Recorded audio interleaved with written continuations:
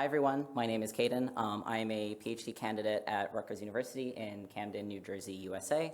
And I'm going to be presenting some work looking at trying to assess the genomic health of the critically endangered silver boa, which is my project. So I like to start off with my acknowledgments because no person or project is an island.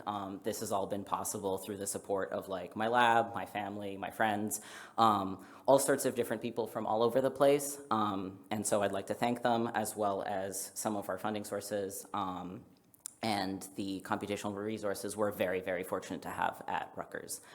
Also, specific shout out to my PhD advisor, Anthony Geneva, and then Dr. Graham Reynolds, who is a major collaborator on this work. So with that, I'm going to jump into the background.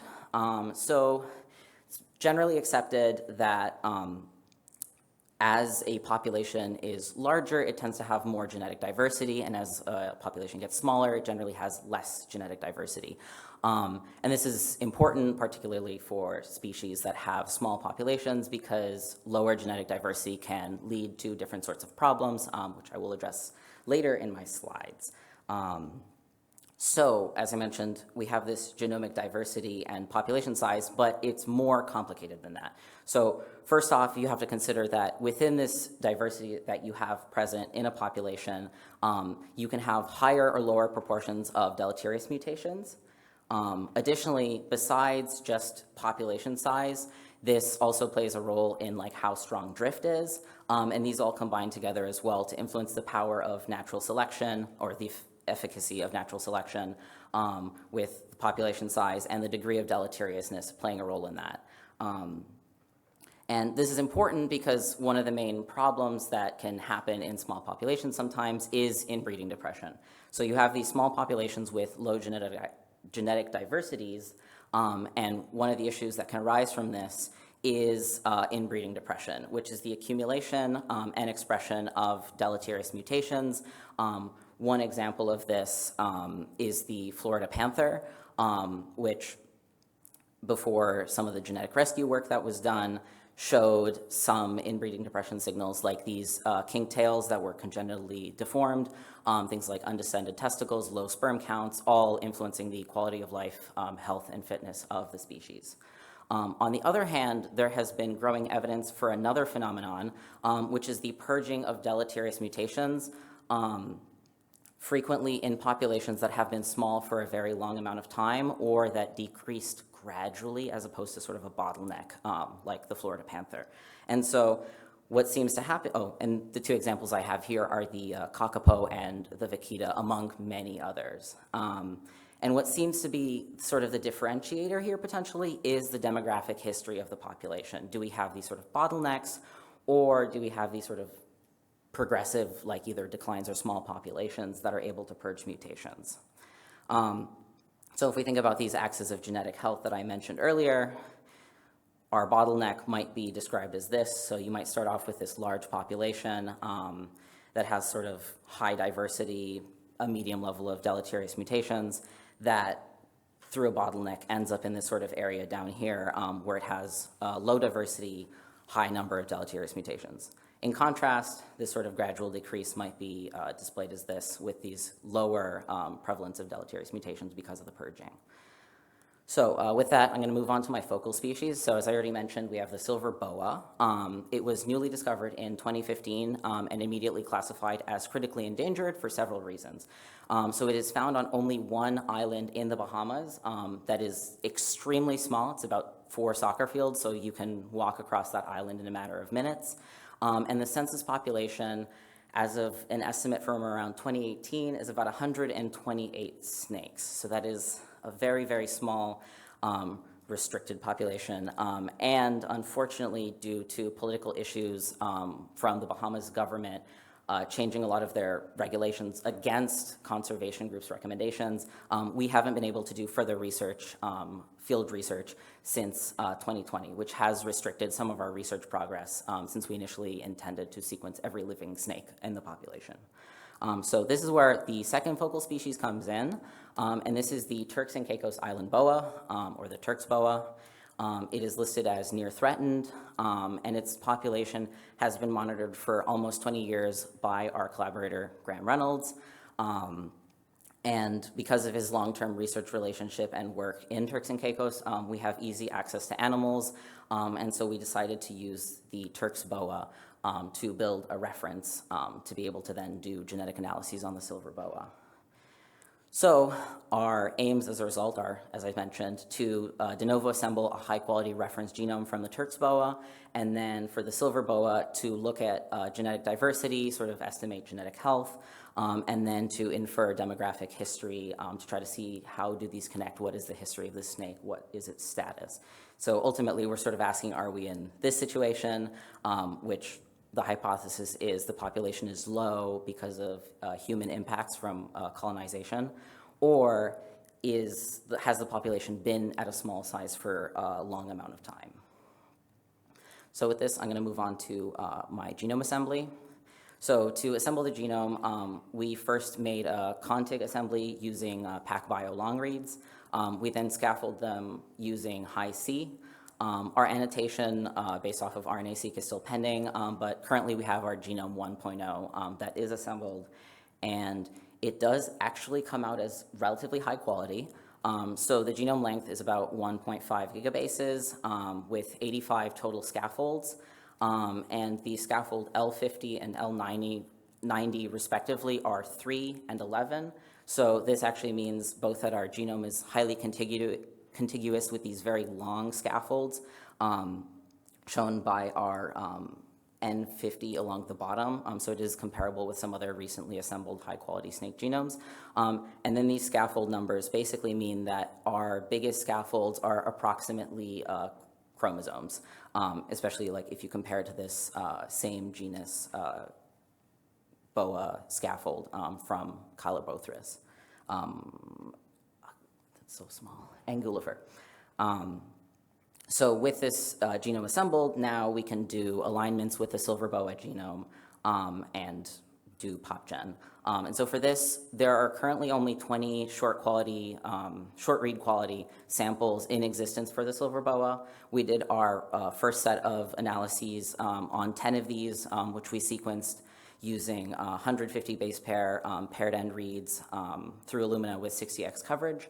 And then we ran nucleotide diversity and Dykema's D on the following windows. And I actually just finished these on Friday, so they are fresh off the press. And this is our friend, the Turks boa, that is so kindly providing us with our reference. So with this, we found, first off, that the diversity is incredibly small. So the mean being 1.86 times 10 to the negative 4. So that's just an extremely low number. And that median of 0, that is true 0. So that means that at least half of our windows have no diversity present whatsoever. That's just, it's very, very, very low. And a graph of that sort of, those diversity measures of pi along the chromosomes is shown on the right. And then for Dykema's D, we got this mean of 1.27. So just generally speaking, this positive value indicates a potential decline or bottleneck in recent evolutionary history that hasn't been recovered from. And so these are our preliminary analyses that sort of start to indicate what's going on here. So what we found is, first off, we have this high quality genome that we've assembled from the Turks boa. And then for the silver boa itself, I found that it has extremely low genomic diversity. If we actually put it back on this figure by Buffalo et al. That I showed earlier, it's down there. And if you notice, it is significantly lower than sort of the trend lines that and the pattern of that data follow. So this does indicate that besides the population size being small to begin with, we do have cause for concern.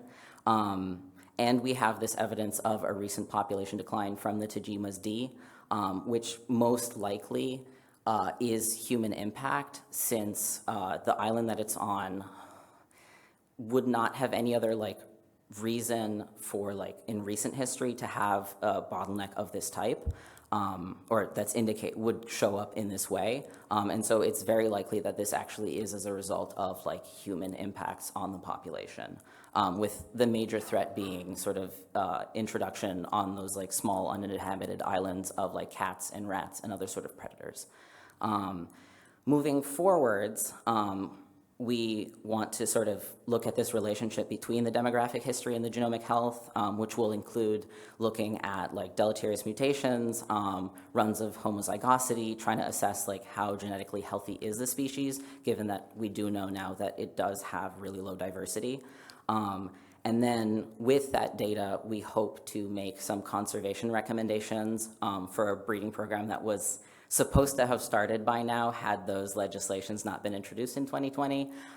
There is hope, there's work being done to try to convince the government in the Bahamas to start to allow research to be done in the country. The main problem is sort of a permitting issue and cost. And then another thing that we will be doing in the future is this analysis looking at 3 different populations of the Turk's boa to try to sort of set up this like litmus test of a cline and sort of compare a more healthy, more stable population of ecologically similar snakes to our silver boa, which we have significantly more limited data on. So with that, thank you all for listening, and I'm happy to take questions.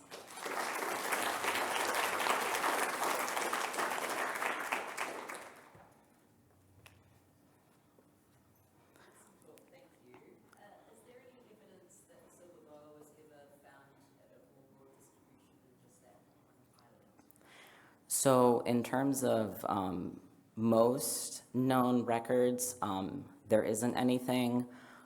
There is one island that's actually separated by a pretty large, like, deep water gap, where if I remember correctly, like, some people have, like, mentioned seeing snakes long ago or something, but, like, snakes are not currently found there.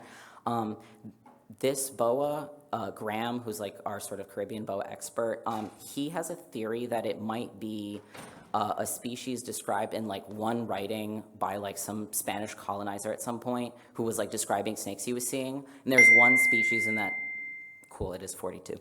One species in that description that never had a match to like a currently existing species, but it does kind of match the silver boa's like the way it looks and all of that stuff, and so that's the only potential like record of its existence, aside from recent. Cool talk, thank you.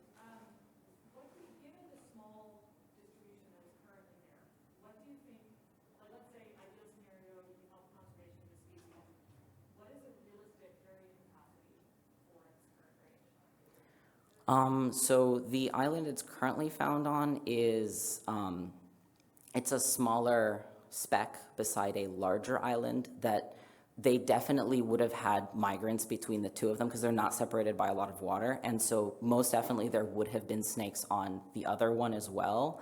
But there are like known cats and rats there, and so those likely cleared off the whole island. So the population, like the carrying capacity of like that sort of complex, at least there, would probably be pretty large. I can't tell you like a number off the top of my head, but it would be like relatively like enough to keep like a stable population. Yeah. How phylogenetically close are the silver boa and the Turkish boas? So basically, if I sort of illustrate like the relationship, so the silver boa, its closest relatives are all of the other boa species found in the Bahamas. Yay, we can't get those either. But then immediately after that is, I think, the Turk's boas. So it's sort of sister to the clade that the silver boa is in. And if I remember correctly, the silver boa is the sort of outgroup to the rest of the Bahamian boas. I don't remember off the top of my head like how many like millions of years it is, but it is close enough that we've successfully aligned to it. And I guess that is the turnover time. Hi everyone. Today we'll be talking about my work on Adelgis sugae, the hemlock woolly adelgid, or HWA. But first and foremost, this is a conservation talk before a genome talk, and to talk about hemlock woolly adelgid, we first need to talk about hemlock trees, the genus Suga. Our focus is eastern North America's Suga canadensis, the eastern hemlock, as well as Suga caroliniana, the Carolina hemlock, which is kind of an enclave species within the larger range of eastern hemlock. The remaining 8 Tsuga species inhabit Asia, where Hemlock woolly adelgid is native to, and Western North America. Within Asia, Hemlock woolly adelgid is nearly omnipresent wherever Tsuga occurs, but a combination of co-evolved resistance and natural predators keep HWA being a mild issue there. And in Western North America, there's a similar lack of severity due to likely glaciation patterns of the speciation. Eastern and Carolina hemlocks, however, are very susceptible to infestation, especially eastern hemlock. Pictured here is an Appalachian forest decimated by HWA infestation.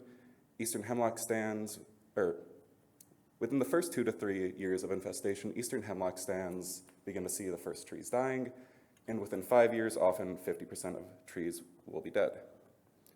HWA is so detrimental to these hemlocks in large part due to their aphid-like lifestyle, constantly feeding on the host tree, siphoning resources, as well as their prolific reproduction. HWA also incites through an unknown mean a hypersensitive immune response in the eastern hemlock, which is kind of like a constant stress that hastens the tree's demise. HWA was first introduced to the East Coast through an ornamental tree in Virginia in 1951. In those 70 years since its introduction, it's steadily expanded throughout the eastern hemlock's range to now occupy about half of the entire range. The entire southern extent is coated, and the northward expansion is only limited by cold winter temperatures, which is a natural barrier that is rapidly fading with warming climate. So you may be wondering, what are we going to do about it? My goal with HWA is to broadly compare the insect to its close and distant relatives and then narrow down on certain focal genes that may allow for targeted pest control. And I'm working as part of a larger hemlock team that's working on the conservation of the tree, where generation of the Hemlock woolly adelgid and eastern hemlock genomes is only the first step in a larger puzzle. So the first step is to generate our data. HWA are very small. They're coated in a proteinaceous wax, which in the past has thwarted prior extraction attempts.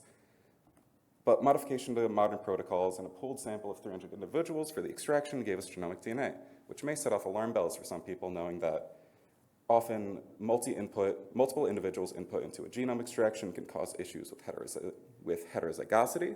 But much like aphids, adelgids alternate sexual and asexual generations on 2 different host trees. And in North America, there's no suitable spruce tree that would act as a sexual reproductive host. So all Eastern North American HWA are clonally identical, especially on the span of a few inches of branch, which is where we secured our 300 individuals. So often genome assembly workflows can be very technical and jargony, so we'll work with this metaphor. This newspaper is HWA's genome. And we want to be able to read it, but it's locked inside of a bug for now. So to get it out, we shred it. And we get which isn't far from the reality of how you get genomic DNA out of an insect. And so after that, we have a pile of paper shreds, which is pretty much as many cells as there is in our input. There is genomic reads, and we feed those into a long-read sequencer, here Oxford Nanopore, and out we get a very large pile of genomic reads. We start with 33 million reads, and after some filtering and removal of contaminants, we end up with 27 million reads, and then we feed this into an assembler, which gives us a nice 27 million reads down into just 345 scaffolds. But that's still a very large newspaper to read through. So with, say, another edition of this, or another day of the same paper, here Adelgis aviatus, the eastern gall adelgid, which has been being worked on a collaborator at Genelia, David L. Stern, we know that it has 9 pages, 9 chromosomes in this individual. And if we fit our 345 against those 9 pages, we find that between 95.6 to 99.9 bases, or 99.9% of bases fit within those 9 chromosomes, giving us a pretty high confidence that we have a pseudochromosome level genome. Then it's a pretty dense paper to actually read it. We want to hone in and use external RNA evidence to kind of highlight the most significant passages, here protein coding genes. In HWA, we found 11,500 genes, which is lower than the 13,500 found in its 2 closest known relatives, which could be due to a discrepancy in the 3 bugs' genomes, annotations, RNA input, or it could be a biological discrepancy with, with haplotypes in Asia as well as in North America being long asexually reproductive, there could be gene loss due to no selective pressure for those genes. So in the end, we have a genome. This is big news, right? But how many insect genomes can there be? A few, but this is good news. It allows us to ask the aforementioned wide comparative questions and develop targeted control that will affect the invasive pest while not affecting our valuable native species.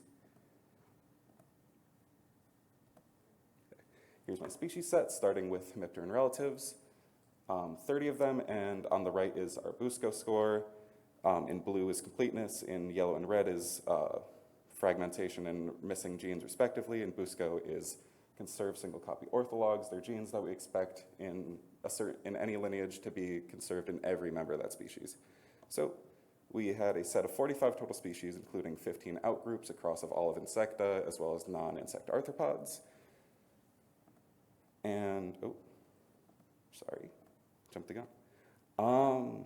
So this is a check for quality of resources before we add these resources to our study. And species with low quality annotations are dropped from analysis, and the rest were fed into OrthoFinder to infer orthologous gene groups, which were then iterated the process by removing species that clustered the orthologous groups with species that wouldn't make phylogenetic sense for them to be clustering with. So these prior checks add confidence to this result, which is the expansion and contraction of gene families, or expansion and contraction of orthologous groups. And if we focus in on our Delgids here on the right, we have a lot of trends to parse from these data as the next step for the project. But the starting point was to look at a specific gene of interest, nicotinic acetylcholine receptor. Acetylcholine receptor, or NATR. Acetylcholine receptors are essential to neurotransmitter cascades, and NATR specifically, their acetylcholine binding sites are blocked by nicotine. It's a known pest control candidate gene possibility, and it opens up the possibility of targeted pest control through things like neonicotinoids. Looking at NATR in relation to, and it binds nicotine to its binding site. Looking at NATR in relation to significantly expanding and contracting gene families, we found that it isn't expanding significantly or contracting. This is a plot of genes of NATR-related orthogroups for each of our species, and while there's multiple copies to be expected and some discrepancy due to mostly annotation, we find that there's a consistent number pretty much throughout these 45 species, or not enough to be considered significantly expanding or contracting. So that closes that avenue of attack, but it's not the end of the story. So I skipped ahead a bit. How did we produce this NATR gene set? We started by building a Hummer search profile from 450 publicly available high-confidence NATR genes to cast a very wide net on every protein in our entire 45 species set. This gave us about 800 hits, which then we filtered down with a tool called MEME, which you feed a number of conserved motifs to look for within the protein set. Here's 7 based on known functional domains, which filtered us down to 284 genes. And then the next step would be to feed this into a selection analysis to look at relaxed or purifying selection on these genes within the species. But that got interrupted by, similar to the last talk, last Friday, we found that while doing a check on kind of the logic of the sequence similarity gene tree here, that we have a very odd trend with specifically Adelgids. On the left is a full sequence similarity gene tree of natures we have. It's divided kind of into 10 subgroups, each of which represents the entire phylogeny, and they're due to the 10 approximately functional subunits of the protein, as the nature protein is a kind of a pentamer of multiple subunits. So it has many protein coding genes within each species. But there's only one case where in these subtrees, it's not just a recreation of a phylogeny, but here highlighted in yellow, there's a kind of sister duplication of a single subunit protein. And it seems that this duplication occurs on different chromosomes in each of our 3 species, as well as the neighboring genes aren't identical. And the outgroup on the bottom there is phylloxerin, which is a sister lineage to Adelgids, and it's not represented there. So we have a very interesting result that's it's also pointing toward that longer top branch seems to be under rapid evolution, and still making sense of this, but it could be that we have a lineage-specific duplication not found in any other insects, at least within insect lineages in this set, and it could point toward a very good possibility of using this as a target for this neonicotinoid treatment.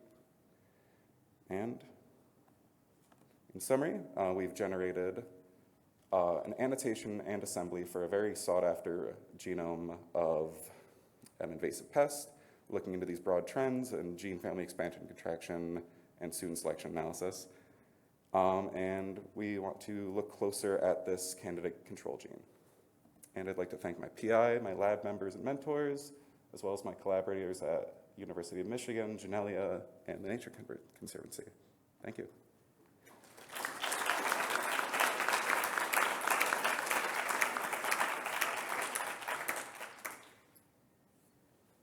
Any questions?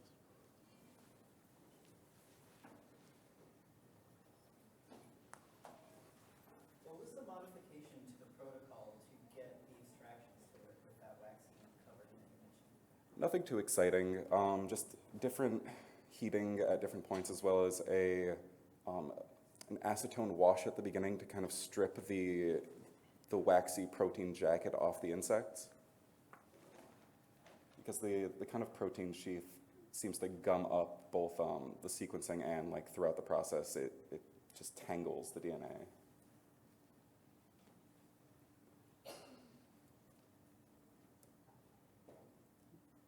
If there's no questions, I guess I'll open up the next presenter. Thank you. All right, I'll get us started. Hi, everyone. Thanks for your time. My name is Dykema, and I'm the next presenter. I'm going to be talking a little bit about just a part of my dissertation, at least the start of a chapter is what this is looking like. Looking at some recent bottlenecking events that happened in a couple populations of rock iguana. So I'm sure we're all aware of bottlenecks and what those are, but just to set the stage a little bit. So when we're thinking about bottlenecks, we're thinking about that sudden extreme reduction of population size that often leads to very specific genetic signatures that we can pick up on even immediately or many, many generations down the road. And so bottlenecks often have a direct impact on the genome. And so that often looks like reduced genetic diversity and heterozygosity, often leads to inbreeding depression or evidence of inbreeding depression. Bottleneck populations often are less adaptable to the environment and its stochasticity, and also more prone to local extinction events. And as conservation biologists, we're often thinking about the problems that are associated with small populations that might be an aftermath of something like a bottleneck. And so we have our classic extinction vortex where with a small population, you're often at the mercy of genetic drift and the effects of inbreeding, which ends up decreasing genetic diversity, affecting fitness, and maybe even leading to further population loss and extinction. So I'm just going to pivot a quick second, but I'll connect these two things momentarily. So my project is interested, and my research in general is interested in the effects of conservation translocations. And the IUCN defines that as the human-driven movement of organisms from one location to another for the benefit of that species' survival and the ecosystem it inhabits. And so when we're thinking about translocations, it can look like a couple different things, but one common thing one specific way that I'm thinking about translocations is when we're starting a new population, or we're like reintroducing a species back to where it was, but there's no other or individuals there anymore. And so that is essentially a type of bottleneck. It's like an artificial bottleneck in some capacity, especially if it's not done very well.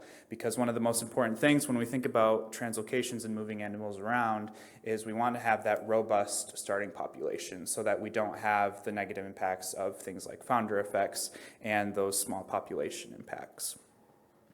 So I'm going to introduce my focal species that kind of brings in some of these ideas that we're thinking about with translocations and bottlenecks. So this is the Anegata ground iguana, or Cyclura pinguis. It's considered critically endangered by the IUCN, and it is the most basal Caribbean rock iguana lineage in the Caribbean. So way back when, at the last glacial maxima, when there was more of the Puerto Rican bank above sea level, fossil evidence shows that the iguanas were probably all around that bank. But since sea levels have risen and climate has changed, they've been limited for the past few hundred years to one island in the British Virgin Island chain, Anegada. In recent time, in the last 100 years, with human colonization, there has been about an 80% population reduction, and that's mostly been driven by the impact of invasive animals, with grazing, with desertification, and especially predation. There's a lot of problems with recruitment for these iguanas. And so one way that people gathered together to try to help these iguanas is by doing some translocations. But the twist was that it wasn't really sanctioned by the government, and not all of the biologists were on board with how it was done. So I'm just going to kind of break down how they were done and how it kind of ends up being this kind of cool natural laboratory that we could take advantage of. So here I have a zoomed in map of the British Virgin Islands. Anegada is at the top there, which is the natural population, kind of the stronghold, although there aren't that many, about 300 iguanas are there right now. In the mid-'80s, some people came together and they grabbed 8 iguanas and brought them to a private island called Guana and let them free and started a new population. And demographically, they actually did pretty well. Those numbers are also pretty high. They're competing numbers-wise with their source population. And then to make matters worse or better, depending on who you're asking, they decided to take 4 iguanas from that translocated population in Guana and bring it to another island, Necker. And same thing, let them increase in number, and they also did well demographically. But we're really curious about what genetic impacts have happened from these translocation events that are basically bottlenecking events. And so we were able to sample over the years, and I'm going to break it down or do some comparisons across island using 21 microsatellites and look at allele frequencies and what that can tell us about what happened to our iguanas. So just going to start with some quick summary statistics. So all of it kind of tells the same story, where we have this nice sequential decrease in genetic diversity after each event. I'll just highlight specifically expected heterozygosity decreased by about 10% after the first translocation, and then another 10% after the second translocation, with an overall loss of about 20% heterozygosity. Also did some pairwise FST, and that showed some increased population differentiation, and we'll talk about that a little bit more with structure. But the biggest difference, the biggest pairwise FST was 0.13, which was between that source population and the second translocated population. We looked at multi-locus heterozygosity indices. This is specifically internal relatedness, which kind of looks at homozygosity and weighs rarity differently. And we saw that after each translocation event, our iguanas became more related to each other, right? That's showing there's an increased homozygosity after our translocations, after our bottlenecking events. We decided to look at this a little bit closer because we have age class data. And so we separated it by hatchling and adults, and we saw that the hatchlings carry that same pattern and might be carrying the overall pattern in that homozygosity, but the adults don't have any significant difference across them. So we just found that pretty interesting, that it seems like the homozygosity is in the hatchling population. And there was there's slightly more homozygosity in the hatchling population, but nothing terribly significant compared to the adults. Going back to population differentiation, here's our structure analysis. We used the likelihood K function, the Ivano method, and we found that there were 3 genetic clusters, and it's separated very well according to where everything was sampled. We also did a non-Bayesian approach with a discriminant principles component analysis, which I can show at the end if we have time, but it was very much the same thing. We have very significant structure even after the 20-ish years that have happened since the translocations. Did some work with the bottleneck software without a ton of success. We found that significant heterozygosity excess was only found after the first translocation, depending on the parameters that were used, but never after the second one, which is really interesting because you'd think that would be the the most definite source of problems of heterozygosity excess.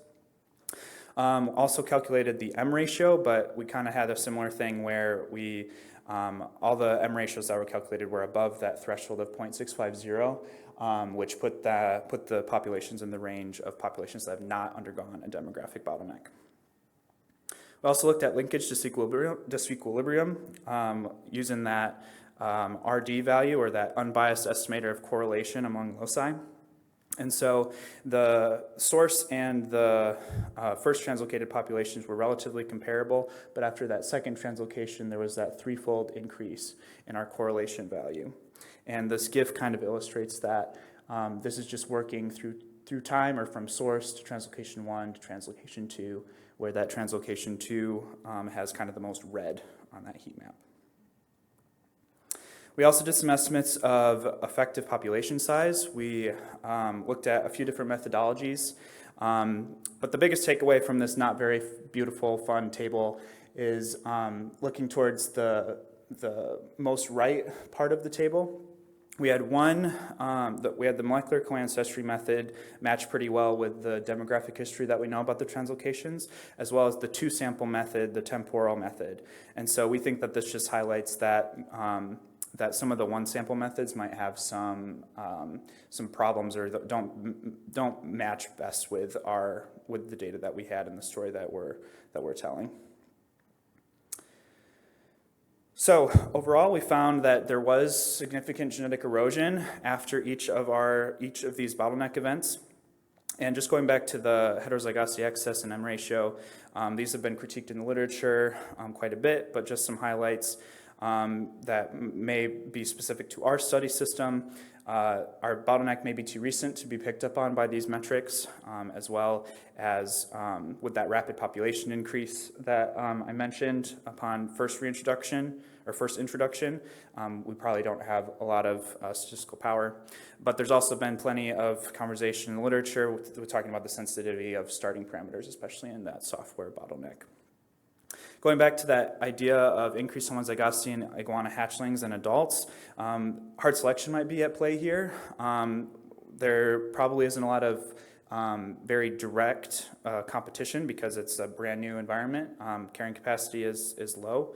And so we think that hard selection might be at play, filtering out maybe those homozygous hatchlings before they reach adulthood, and then favoring an outbreeding type of situation. And we've kind of detected this in other iguana systems in the lab, in a couple different Caribbean island chains. So with that, like I said, the translocated populations are genetically depauperate, and we think that's because of the small starting population sizes.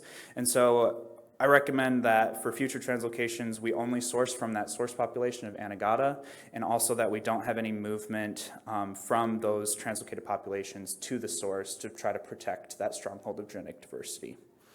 Hopefully that this story kind of highlights the importance of prioritizing genetic diversity in endangered species management. I know sometimes it can be overwhelming or maybe something overlooked because there's a lot of dynamics when it comes to saving endangered species, but it's really important as part of conservation biology, I would argue.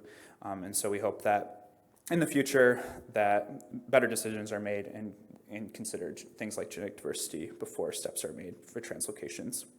And then next steps, I have a bunch of RADseq data waiting for me when I get back.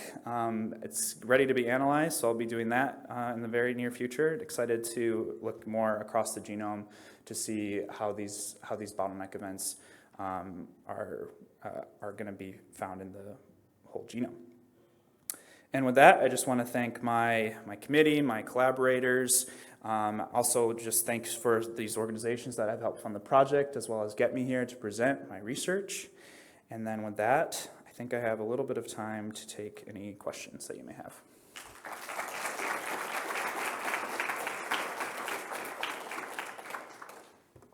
Yes. So iguanas can swim pretty well, right? So what I found really cool was in your look at the three populations so far, there didn't seem to be any immigration or migration. There's just that one line maybe in the center that someone had migrated. Like, what do you have to think about that since they are a species that can swim well?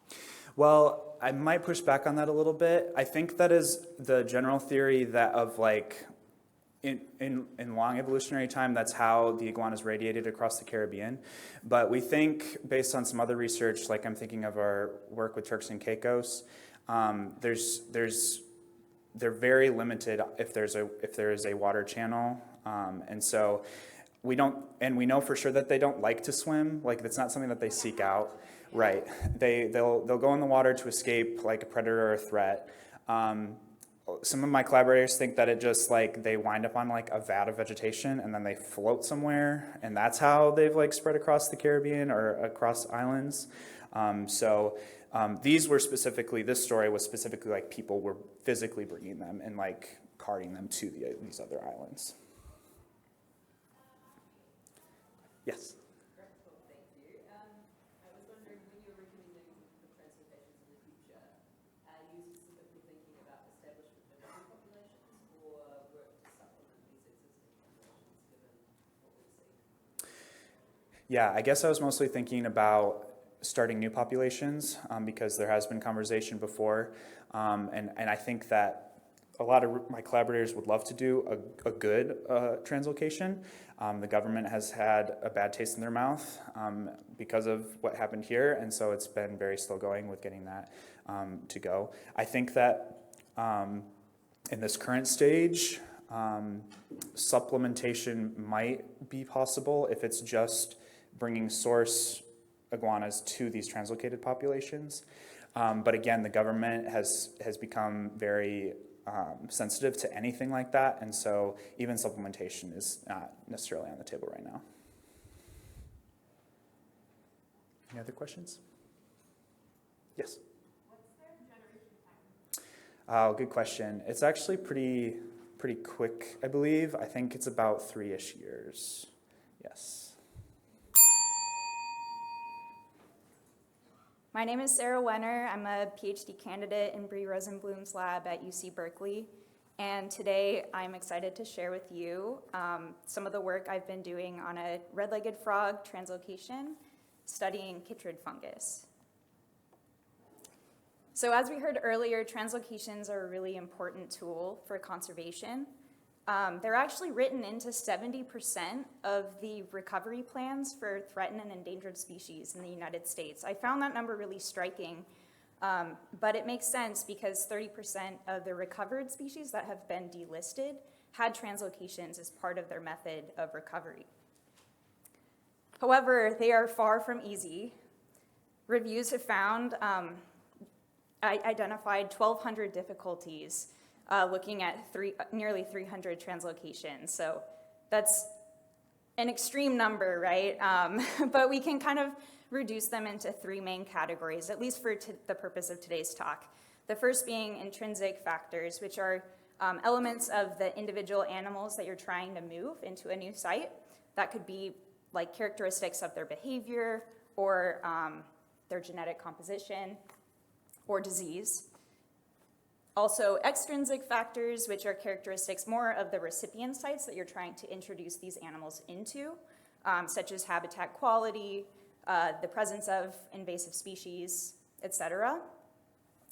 And also logistical factors, right? We need personnel with experience who can get paid. We need funding in order to recover species. So there are a lot of challenges. I can understand the 1,200 number a little bit. And a really good exemplar of this, the many different factors feeding into translocation success, is in the mountain yellow-legged frog translocation in Yosemite. Recent data showed an effect of the donor population on 1-year frog survival, so these frogs persisting in the site, surviving 1 year after translocation, but also an effect of the recipient site themselves. So even frogs coming from a single donor population had really variable rates of survival in their translocation sites. However, as many of you know, mountain yellow-legged frogs have a really complex history of disease. So these are just two potential factors among many others that are affecting survival and persistence of these translocated individuals. So how do we accurately interpret translocation success under the sort of framework or with the history of disease in these systems? A little bit of background about the chytrid fungus that's important to know for today's talk is that there are two main lineages in North America that have been identified as part of the global panzootic lineage, the really widespread lineage, which we'll refer to as GPL1 and 2. Now, local GPL lineages have lower mortality rates on their hosts than non-local GPL lineages, which suggests that there's some amount of coevolution happening, which is really cool. These animals are evolving to be able to persist despite the presence of these pathogens. There's also variation in susceptibility to chytrid fungus and chytridiomycosis across populations and across species. So one example of a species that's actually really tolerant to chytrid fungus is the California red-legged frog, which is the species that I'll be talking to you all about today. And this is a really large ranid that occurs throughout California and has had an extremely reduced distribution. It was listed as federally threatened in 1996, and there's no smoking gun to their decline. Just like many amphibians, there are a bunch of potential causes that likely all contributed to some degree. But it's interesting because disease is always included on this list with a big question mark next to it, because they are, considered to be really tolerant to chytrid, and that's the primary disease that we think of when we think of amphibians. However, in 2020, there were the first documented mortalities due to chytrid in this species in California, and it happened to be in the Yosemite source population for their translocation effort. And we started observing similar mortalities in our translocation in Southern California, which I've been fortunate to be a part of for the last 8 years in Santa Monica Mountains National Recreation Area. So a little bit about this project. The main goal is to take frogs or egg masses from our local donor population here and translocate them into 4 recipient sites in the Santa Monica Mountains. Now, this project started in 2014, which provides just enough time for us to encounter many of the 1,200 difficulties that have been identified. So just to walk you through some of our greatest successes and setbacks in kind of a roller coaster sort of analogy, we released these tadpoles, started observing big, thriving adult frogs who then laid eggs on their own before we were then swept up by a massive wildfire that, encompassed our entire study area. We then went through a global pandemic, and ever since have been experiencing extreme environmental stochasticity that has had really good and bad effects on both our management activities and the frogs and the habitat that they're occupying. So those are all extrinsic factors that we're really well aware of, but I've always been really interested in the intrinsic factors that allow or prevent an individual from persisting in these translocation sites. As we heard earlier, these small populations are especially vulnerable, and so this is something I've always been thinking about. And today I'm going to focus in on disease, specifically to estimate prevalence and load of BD, the fungal pathogen that causes chytrid, in our donor and recipient sites, as well as to identify genetic variation, so classify this fungus as GPL1 or 2 to understand what is present in the area and determine whether it is endemic. So to do this, I collected 560 swabs over the course of the last 5 field seasons. I sampled all amphibians present because California red-legged frogs occur in pretty low number in our translocation sites. So these are the 4 species that I sampled. The top 2 are our tree frog species, the Baja California tree frog and the California tree frog. And then on the bottom, we have the red-legged frog and the California newt. I did all of the lab work following pretty standard methods, and I did some genotyping using fluidigm sequencing and ddPCR, which is a really cool way to genotype because you get the data pretty immediately in the lab. I finished my field season this last week, so as many of the previous presenters, I'm still working through everything. But I'm really excited to share with you some preliminary data summaries today that I think will indicate like some interesting results when I am able to plug them into models. So I'll dive right in. So first, as you can see, there's some pretty extreme fluctuation in BD prevalence throughout the study time. So between 2022 and 2023, it literally doubled. We had double the number of, or percent animals infected. And what's even more striking is the average load on these individuals skyrocketed between that time period. And this is a pattern that was observed in other sites in California. So it's definitely something I'm really interested in teasing apart and determining exactly what might be associated with that change. Overall, there's also this pretty high prevalence throughout the years. I haven't been able to do the qPCR on the 2024 data yet, but it'll be interesting to see if that prevalence remains pretty high. But we also see like pretty high loads in the amphibians in most of the years besides 2022. So this pathogen, may very well be an endemic pathogen to the area. The maximum load that was measured in this study was a value that would cause mortality in most species of ranids. So they're carrying pretty high pathogen loads. And I'm very excited to do the model. So hopefully I'll be able to share all of that with you at the next meeting. When I separate the data out by species, I see like some pretty interesting trends fall out, potentially due to differences in natural history. That also can be seen in the average load. So, we have pretty much the same pattern, but focusing in on our Baja California tree frog on the left and red-legged frogs on the right in both of these plots, you can see that they carry pretty high infection rates and loads on average, but the Baja California tree frogs have far higher loads in the study.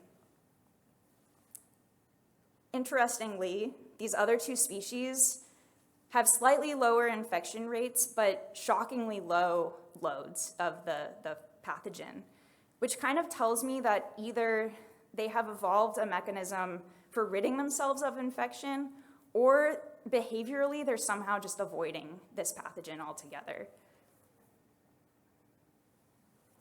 Now, these are the sequence data that I collected using both fluidigm and ddPCR. GPL1 is in orange, and the source population is up at the top of the screen.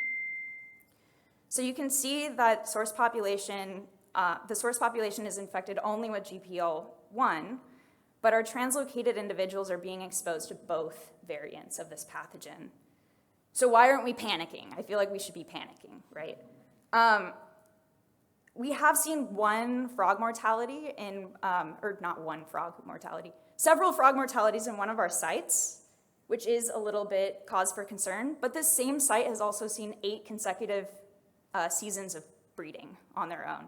So they're very productive, and it kind of shows that there is success in that site. We also detected another successful translocation site this year, which is big news. This site has had at least 2 consecutive seasons of breeding, and I counted at least 30 adults. So I would say proceed with cautious optimism. I'm kind of like convincing myself why this work is important by seeing the data. I think that it is really important to study a pathogen and disease in a species that has always been presumed to be tolerant. So not only does this work contribute to developing biosecurity measures as we continue with this ongoing translocation, It also helps us understand exactly what's present on this landscape now, so we can continue to monitor and track any changes in the pathogen composition in the area. And this is really important because, as we saw from the infection studies, individuals that are introduced to non-local lineages of GPL have higher mortality rates. And altogether, I think that starting to look at all of the potential intrinsic factors that are affecting translocation success will help us to integrate more adaptive management into our translocations, not just every 10 years, but every year as we wrap up our seasons. Okay. There are no talks, so if you have questions.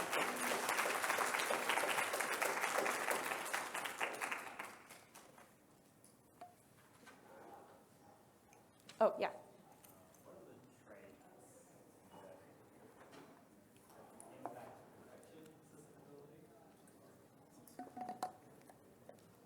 That's a good question. I mean, I can only really speculate about that. And when I think about the newt and the California tree frog that had really low infection loads, those species are very terrestrial. And so I wonder if they're just not spending enough time in the water and getting exposed. But I think just with any pathogen, it has a lot to do with density of the population as well, and we've had a lot of population contraction and expansion. But do you mean traits of the frog itself? The fungus will basically feed on keratin. So if there's keratin present, it's a happy fungus. It will just munch away. Yeah. Yeah.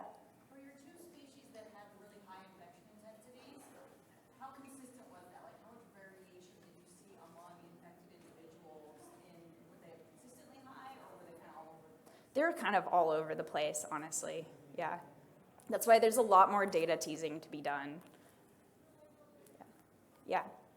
Really interesting talk. So I saw that you had the different species that you were studying. I'm wondering if you looked at it and found with if there's an association between amphibian diversity at a particular location and how much how often we detect chytrid at that location because of how diversity might affect pathogens in either direction. Yeah, no, that's a super interesting way to look at it. Unfortunately, the source population only has red-legged frogs and the Baja California tree frog, which has the really high, also high loads. The translocation sites have all 4 species in all of them, and that's pretty much because we cherry-picked those sites because they don't have invasive species, and we wanted to give our frogs the absolute best conditions. So it kind of falsely, it doesn't really set up the experiment to be able to compare community level things like that, but that would be really interesting.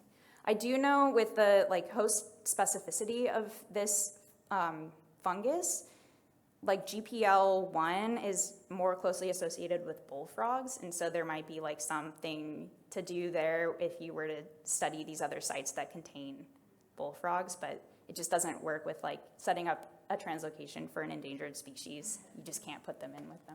Yeah. If they've been so evolving potentially with chytrid for a while, is there any potential for them to be carrying any resistance to it or carrying it in some way to other communities? Yeah, I absolutely feel who knows when they evolved this resistance, if this is the frogs that we're studying are ones that already went through a mass die-off long before we were around to notice, and they're just resistant now because there is evidence that the mountain yellow-legged frogs are now coming back with greater resistance and with these resistant genes. So that could be the case. The alternative is again some sort of life history difference that makes them better and more tolerant to the fungus. But I do plan on doing genomics to start to get at that question on the frogs, to look at the frog perspective. Yeah. Yeah. I can't remember. Has anybody tested GPL1 against GPL2 in terms of virulence? Virulence is a property of so many different, it's a property of the host And within like a species, it's more looking at like local and non-local GPL. So if like a red-legged frog is co-evolved with GPL1, they've done those sorts of infection studies against GPL2, but not in this system. Yeah, and it's tricky because it's also different everywhere, you know, because of environmental factors. Yeah. So you use tolerance and resistance. It sounded like you meant the same thing, but they're kind of different. Yes. Do you think they're more tolerant or more resistant? I think red-legged frogs are tolerant given their high loads, but I think that like the other species that had lower loads are more resistant based on the data that I've seen so far. Yes, yeah, they've always been in the literature. It always talks about how tolerant they are, which is why when these mortalities were attributed to chytrid fungus, it was kind of a big deal in 2020. They actually looked at histology and they saw the thalli, and they were like, this frog actually can succumb to this pathogen. Okay, thank you all.